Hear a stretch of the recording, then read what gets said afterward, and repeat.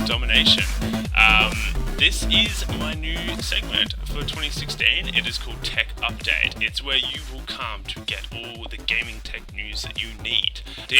Today we are talking about VR, more specifically the Oculus Rift versus the PlayStation VR.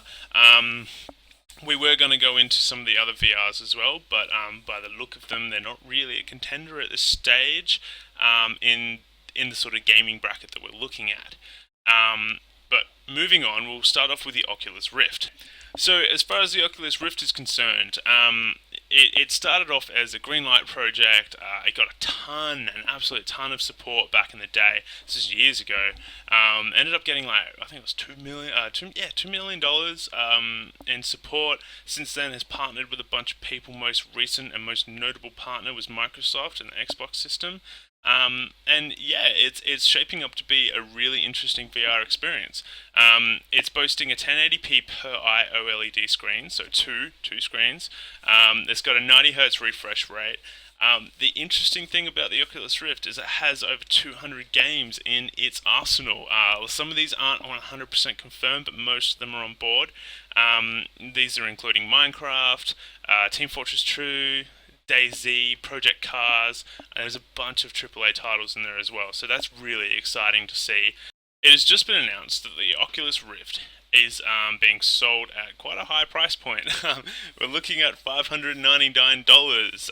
That's consumer price, that's excluding tax and shipping, which is kind of hefty, considering the PC specifications that you're going to need are pretty up there as well. We're talking GTX 990 NVIDIA graphics card, at minimum, and a high-end i5 CPU, 8 gigs RAM.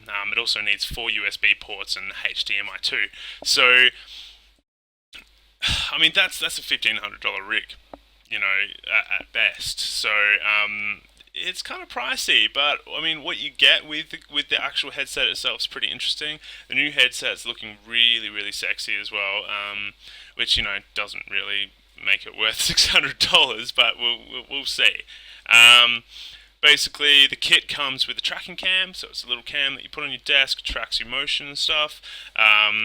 It comes with Xbox One controller, which the Microsoft has just put in the kit recently, which is interesting for Xbox users. Maybe one day we might get a port or like a box that we could use to connect it to our Xboxes.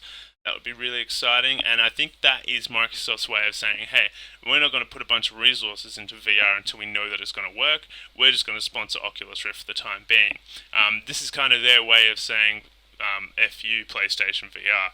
But I'm not 100% sure with that kind of price point if it's really going to work at this stage. Time will tell, especially with Gen 2 Oculus Rift coming out in hopefully 3 years, according to Oculus Rift. Which, in saying that, we're going to go out and spend $600 on the Oculus Rift this year, 2016, and then maybe another $600 in 3 years' time. I'm not really sure if that's such a good thing to be spouting out at this stage, but if it means Xbox One compatibility, man, I am gonna wait. The kit comes with the Xbox One controller. It also comes with a navigation remote, which is for it's just a little handheld remote, and it's just for navigation through menus and stuff like that, which should make things a little bit easier. And a built-in headset, so it's actually got VR built-in sound. The drivers in the headset are designed for VR gaming. That is removable, so you could technically put it over top of your Razer Krakens or whatever other awesome headsets that you use, which is nice. That's kind of nice, isn't it? Is it not? As I said, the release date for this is so far not confirmed, but they are hoping to ship it out by April. All of the pre-orders, which you can currently pre-order on the Oculus Rift website, are being shipped in March, so we should get them in early April. That's kind of what we're thinking here. Overall, it's a good headset. It looks nice. It does the job. 90 Hertz refresh rate, and the 1080p per eye OLEDs. It's pretty up there. I guess the downside is the massive PC that you need to run it.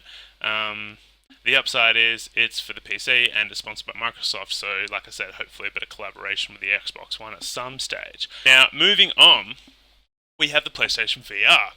The PlayStation VR is a 1920 by RGB by 1080 OLED display.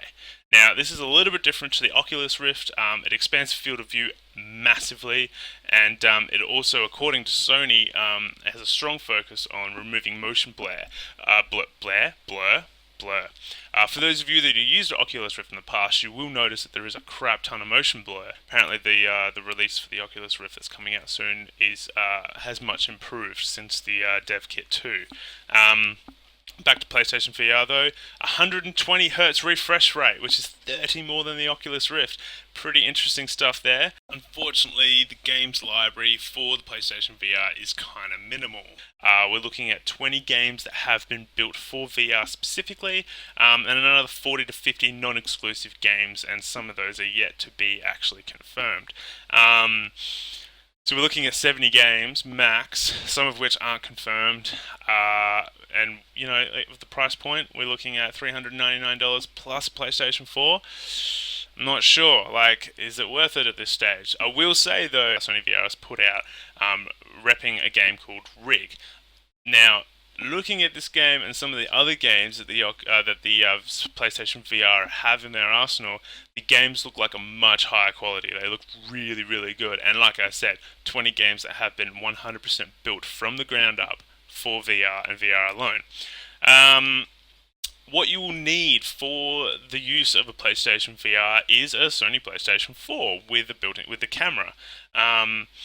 Unfortunately, the console isn't actually equipped to run a VR headset, so the VR comes with its own processing box, which you can plug into the PlayStation 4, you plug into your headset, off you go. The cool thing about this box is it also has a HDMI out, so you can show your friends and family while you're playing on your TV screen, or you could plug it into your computer, I'm assuming, and capture record. So for you YouTubers out there, that sounds like a really good option. The release date for the Sony VR is Q2 of 2016. That's all they've told us at this stage, and it may even be pushed back further, who knows. Overall, between the two, I'd say that as far as hardware is concerned, the PlayStation VR looks like it's kicking ass. It's put a lot more effort into the screens than the Oculus Rift has, and the 120 Hz refresh rate is pretty impressive. Unfortunately, both of these systems are wired. So that means you have a cord coming out of the side of your head, plugs into your console. At the moment, that is just standard. There is no way of doing VR wirelessly. Pretty sure the HTC Vive is looking into that. The one that I saw at PAX seemed wireless, but they were having a lot of problems. It ran through the Wi-Fi, and they were having a lot of problems with that. We actually couldn't get to use it because of that. The booth was shut down for about an hour in the morning, and then later on in the day, the line was just so massive that we couldn't get in on it. From what I've heard, HTC Vive is a massive contender.